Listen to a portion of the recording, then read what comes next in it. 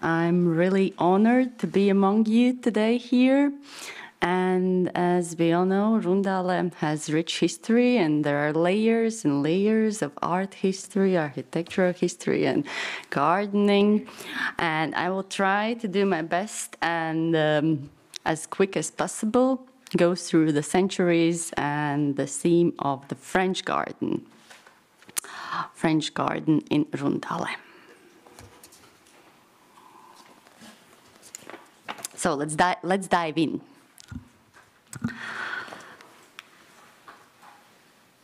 The French garden of Rundāle Palace is the most prominent historic garden in the Baltic states and has won the European Garden Award in 2021. It plays a significant role in the whole ensemble of the summer residence of Ernst Johann Biron, the Duke of Curland, alongside the palace and the former hunting park. The palace ensemble stands out in the grand rural landscape of Zemgale and is the perfect representation of the ideals of the Baroque period, a high palace building with a view of the infinite expanse. We see the garden as the continuation of the palace, further on turning into the forest park. The Rundāle Palace Museum has managed to restore not only the buildings of the complex, but also a 10-hectare French garden with 17 bosquets and main Baroque garden elements. Currently, the forest park covers 32 hectares. However, in the period of Duchy, it was larger. And the entire territory of the palace ensemble covers 85 hectares. So quite impressive numbers, I would say. Rundāle Palace Ensemble with the garden and forest park has been included in the National Register of Latvia for UNESCO World Heritage List since 2020, and we are in the process of working on documentation for the UNESCO World Heritage List. So, how did it all begin? Let's go a bit back in time. As we can see, there was a typical Baroque garden planned on the south side of the palace, followed by a forest massif. It was a hunting park then. The whole ensemble, including the garden, was created according to the design of architect Francesco Rastrelli. The French garden was laid out simultaneously with the first building period of the palace, years 1736 to 1740. Please note, it is only 4 years, And it was the demand of Duke himself, Ernst Johann von Biron, that the whole ensemble is necessary and it should be created simultaneously. And the works were managed by gardeners, brothers, Christoph and Michael Weiland, and supervised by Rastrelli himself. It is quite surprising still. This general situation plan we see by Francesco Rastrelli, dated 1735-36, is the only visual material left from the period of the creation of the garden. Please pay attention here that the plan is not too detailed. And we will return to this issue later on when looking at the renovation process. Nevertheless, there is some textual evidence which is preserved in the National Archives of Latvia, letters and inventory lists mentioning certain types of works and also plans. Let's take a look at the information from some extracts of the documents about digging the canals and planting the trees. And about the canals, as a typical Baroque garden, the French garden of Rundāle also is surrounded by canals. And here it was necessary for both aesthetic and practical reasons. The canals serve for overall composition and the natural boundary of the garden, and is necessary because the garden is situated in a very marshy area with high groundwater levels, so it ensures the drying of the soil. The canals are connected to the pond and the nearby river East Lāce. The reports of 1739 by Ernst Johann von Butler, who was the trustee of Ernst Johann von Biron, and by Francesco Rastrelli show the impressive number of workers involved in just digging the canals. So, you see the numbers, and then we can try to imagine how were the actual works of creating the garden done. Imants Landsmanis has visualized it in his view in the painting. We see Ernst Johann and Rastrelli there in the painting. Ernst Johann, like the ruler on the upper part, and lower we see Rastrelli with his plan, and of course numerous workers with plants of trees and a lot of work to do. Yeah. I would say it must have been quite a struggle to do it all simultaneously. Still, it was essential. The canals had to be dug fast in order for the newly planted trees not to literally drown, suffer from excess wetness. I wanted to give you this insight about the initial creation of the garden to provide a deeper sense of the time and grandiosity of the project. Creating a garden in a given place and time, it definitely gives food for thought. I strongly believe that no significant and true work of art, and here I mean also architecture, landscape architecture, and the art works of garden, has ever been created formally, meaning that the author has just wanted to draw certain shapes and patterns, use the colors in fashion. Time and ideology are always the solid foundation determining the physical form. Work of art is a manifestation of the thought and understandings of the time. Baroque was formed in the conditions of absolutism, strong power of a ruler. It also explains the Baroque garden's basic premise of symmetry and imposing a man-made order on nature, which is quite impressively seen here in Rundāle. As we touched also a later period today in the previous speeches, it's interesting to talk about the future centuries. And as for Rundāle, in contrast to the tendency of the 18th, 19th century to redesign regular gardens into English landscape parks, here it had kept its original regular design structures through the centuries. As a result, it is one of the few French gardens in Europe that has not transformed or had complemented with an English landscape park.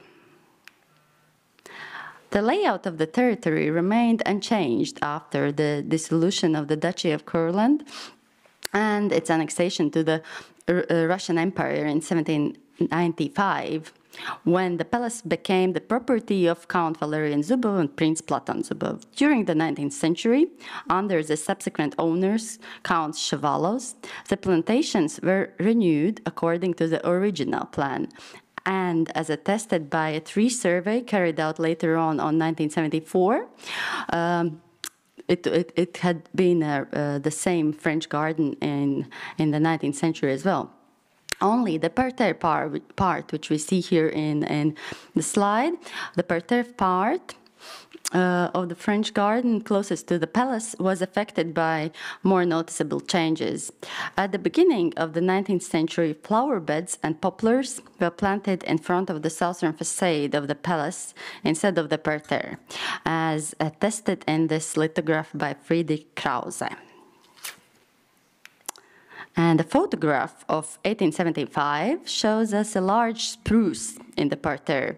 In 1932, felling of several spruces was reported to the Board of Monuments, while the last one broke down only in 1960s. The gross rings of the trunk attested that the spruce had been planted around 1815. It brings us to questions and contradictions. The transformation to landscape parks was ideological, corresponding to the thinking and understanding of the time. How come it did not happen here in Rundāle to a full extent? The answer, what I've heard from Mr. Landsmanis as well, Could be that the Zubos and Shvalos wanted to keep this place as a kind of an exotic escape in time and in the good old days, as we used to say now. And in a way, we are lucky to have their sentiment for 18th century Rundāles, thanks to what the French garden lived on, and thanks to what we are able to experience this time travel to a Baroque garden also now in the 21st century. The garden was kept well until World War I. After the agrarian reform in 1920, the palace became state property and was used for different purposes. In 1922, Pils Rundāle Primary School was housed here. During the period between the world wars in the 1930s, some garden maintenance works and improvements were carried out. In 1932, the park and the gardener's house were listed as protected monuments by the Board of Monuments. However, despite the efforts to maintain and care for the garden, which continued until the beginning of the Second World War, they were not enough, and the garden gradually continued to overgrow.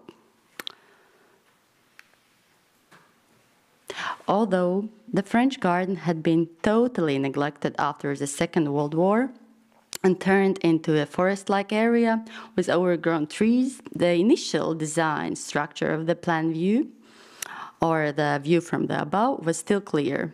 As we can see in this photo from the 60s, we can notice the works done in the 30s, and you see the plan structure and alleys there. And this is the place, probably someone who has been here. I believe most of you have been in the garden here. Imagine this is the central pool in the parterre. So this is the view in 1960s in the state it was in. And the sports fields as it was school in the parterre part. You see the basketball nets and everything. And then, finally, a new path to the revival of the garden was marked. Renovation of the garden began soon after the establishment of Rundāle Palace Museum in 1972. And here, I want to allow myself a lyrical pause. When telling my grandmother, who is also an artist and used to work with glass, about this conference and my presentation, she instantly remembered some quotes. Everything is created twice, first in the mind and then reality. The former director of Rundāle Palace Museum, Imants Landsmanis, had a dream of a living palace. And a fully alive palace needs a garden, the whole ensemble. Here we must not forget one more special and irreplaceable personality, Lauma Landsmane. Brother and a sister together, creating a dream, a new reality, an island in space and time. The subsequent process has been time and energy consuming, involving other significant people, the museum staff, specialists, volunteers, and enthusiasts. Nevertheless, our current experience of the palace and the garden would not have been possible without the initial impulse and a dream. Then back on land, let's land down from the heights and touch the controversial question and the subsequent decision to fell the overgrown trees in the 1970s. And it was a significant turning point, most significant, I would say. And it was the only way to recreate a Baroque garden and to let people experience the 18th century atmosphere to the fullest extent possible, with hedges of certain heights, alleys formed by rows of trees with geometrically shaped crowns. All the trees in the area were surveyed. Linden trees of the alleys and other trees pruned and shared in the past had overgrown and became deformed. The lack of regular pruning and sharing had resulted in deformed knots and in the trees. And in the inventory findings were that only 2 trees were more than 200 years old. Let's count back 1974 minus 200, so it's not even initial period of the creating of the garden. The felling of the trees in the regular part of the garden was the public issue with the most resistance and discussions. I believe nowadays that would be if there would be a similar discussion, the discussion could have been even harsher, taking into account the value attributed to looking at trees and cherishing of natural heritage. Nevertheless, there is one significant issue to be mentioned that is probably not known to the general public, largely due to lack of availability of resources in the Soviet time, also the lack of needed common linden plants, and a wise recommendation of dendrologists. The planting material for the creation of alleys was prepared from the offshoots of the trees laid down in Central Alley. In 1976, a special nursery for the linden trees was set up on the eastern side of the forest park. In this way, it is ensured that the current trees in the alleys are the descendants of the previous exact trees. It can be valued as an ideologically sustainable solution, I would say the best one possible. As regards sustainability and trees, please take a look under your feet. The floor of this conference room is made of our own ash tree material from the forest park. This is something I really feel proud of. Grown next door, traveled as few steps as possible, and will serve us for years to come due to the massiveness of the timber. It took quite a while to get to the splendid moment of planting of the first linden tree in the French garden. From felling of the trees that began in 1976 and continued for 2 years, then installing the drainage system, the construction of tracks that started in 1980. It took 8 years to planting of the first linden tree in the Central Alley. The others were planted gradually over even a longer period of time. And front cross alley behind the parterre was completed only in 1997. In total, 550 linden trees grow in the alleys now. At this point, I would like to invite you to think about the time frame and the age of the garden.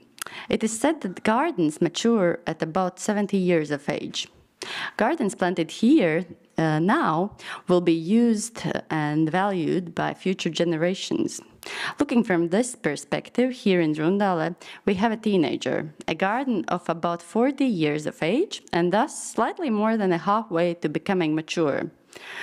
With this time frame in our minds, we also need to address the practical issues, getting ready for necessary alterations and having extra tree plants ready to ensure successful growth, living, and aging of the garden. This is why we are considering a plan to have a new tree nursery soon. Alongside with the practical works we have just looked at, the renovation project for French garden played a significant role indeed. It was designed by the Leningrad, now St. Petersburg Design Institute Gyprotheatre, who had experience in the restoration of the upper garden in Peterhof, designed also by Rundāle. The cooperation with the institute began in 1972, right after the museum was established. As I mentioned earlier, the level of detail in Rundāle's project drawing was low, It was possible to perceive the general plan structure and geometry for the bosquets, but it was an open question as to how to develop each bosquet in detail. The renovation concept had to combine the historical requirements and the solutions that are possible today and meet the perception of people, plus to follow design worked out by Rundāle according to the plan of the tree plantation and park paths. The architects from the institute developed a technical design for the reconstruction of the garden.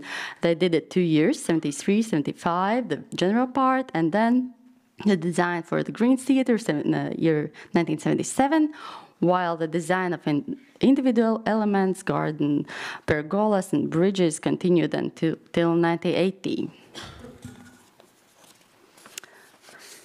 And as we can see here, with this example of one bosquet, the blue bosquet, the initial Rundāle's plan on the upper bar, on the smaller picture, and the initial plan provided by the Institute with an opportunity to interpret and develop it further, and gave the specialists of Rundāle Palace Museum even more extra space for interpretation and implementing the plan. And here we see as the result of the project looks, and the bosquet was created in real life only in 2006, including a path leading to a circular plot with 7 semicircles of pergolas. The circular arrangement of the pergolas provides a wonderful opportunity for visitors to choose either sun or shade all day long. It is almost like a sundial, sun clock. The collection designed by gardeners of the museum includes only white and blue blooming plants, clematis and other plants over pergolas, and the majority of plants are historically accurate, only their subspecies vary. And other theme to mention, one of the bosquets, the Green Theatre. As we see in Rundāle's design, there is a featured curved amphitheater section and wings. An elongated rectangular pavilion was envisioned here. However, most probably it was never built because no remains of the foundations were found. In designing the Green Theatre, the architects drew their inspiration from similar European open-air theatres. And as we see here, we have events and concerts and plays, and people are happy to attend the events, and it's you can have up to 600 people watching the shows there. One more significant theme to mention is the rose garden, of which Rundāle is quite famous now. Initially, in the renovation project, it was intended to plant lilacs in the small plots on both sides of the parterre. However, the lilac shrubs would have been too large and massive in such a close proximity to the palace. Therefore, the specialists of Rundāle Palace Museum came up with an idea of cultivating a rose garden. The idea was born in late 1970s and 80s, when museum specialists were going on expeditions in Latvia for documenting and preserving architectural heritage objects all around Latvia. They noticed roses in the former gardens by the mainers, so they took some plant material. Ieva Lansmane started to cultivate even a small garden as an experiment in the forest park. Then, gradually, the museum specialists started to research more. As attested by archival materials, roses had been present in the gardens of dukes here in the 18th century. They were more often grown in pots and brought in the garden only when they bloom. Potted roses mentioned in the list are also the same species from the 18th century we have here in our rose garden. And at first, the possibilities of buying historical roses from the nurseries of different European countries were explored. And the concept of rose garden was developed by Lauma Landsman, I mentioned before, an arrangement by rose gardener Dainovīte Brūvere. The necessary practical preparation work for rose garden started only in 2004. And the first rose was planted in garden in 2005. Our rose collection now consists of more than 2,000 species of roses, both historical and which is about 600 species, and modern roses. Altogether, more than 4,000 plants. Like the rest of the garden, the rose garden is in constant process of improvement. At the moment, we are assessing modern rose beds to replace older species with contemporary ones, which are more resilient. And there is an extra aspect of significance of the rose garden for Latvia. It has been a pioneer for Latvian gardeners. Before our rose garden, people were asking in the nurseries mainly for simply red, white, or yellow roses, or some English roses. But Rundāle Rose Garden has expanded knowledge about rose varieties and breeders from different countries. This way, our rose garden has served as an impulse for progress for the nurseries and the general public. The role of letting people know more about the historic roses and selection work in Latvia has always been important for the museum. I believe that the decision to choose roses as plants representing the splendor of the Baroque is a real success. Thus far, we have experienced a brief travel in time and have already touched upon some issues leading to the future ideas. Initial creation of the garden during the age of absolutism in the 18th century, vision of renovation during the Soviet socialist regime, with the greatest hopes for a decline of the regime and with the greatest hopes for independence of Latvia, continuing the renovation in the 80s and 90s during the period of radical system change. The ideological imprint left by the time on places and people, how to continue the life of the garden in the 21st century and the centuries to come, those are open questions, and we are in the process of looking for the answers. One of the most critical aspects here is the availability of the human resources. The garden of such scale and specifics requires maintenance with significant involvement and motivated, educated professionals. It is not the 18th century anymore with the Duke who could give order to the soldiers or farmers. It's not the 20th century with Soviet regime in some ways, which is quite similar to the previous. It's also not the age of Latvia regaining independence when people were emotionally uplifted and enthusiastically volunteering. So we need to come up with up-to-date ideas and models. One could be positioning and arranging Rundāle Palace Garden as a center of excellence where people can come and learn new skills through giving a helping hand to the maintenance at the same time.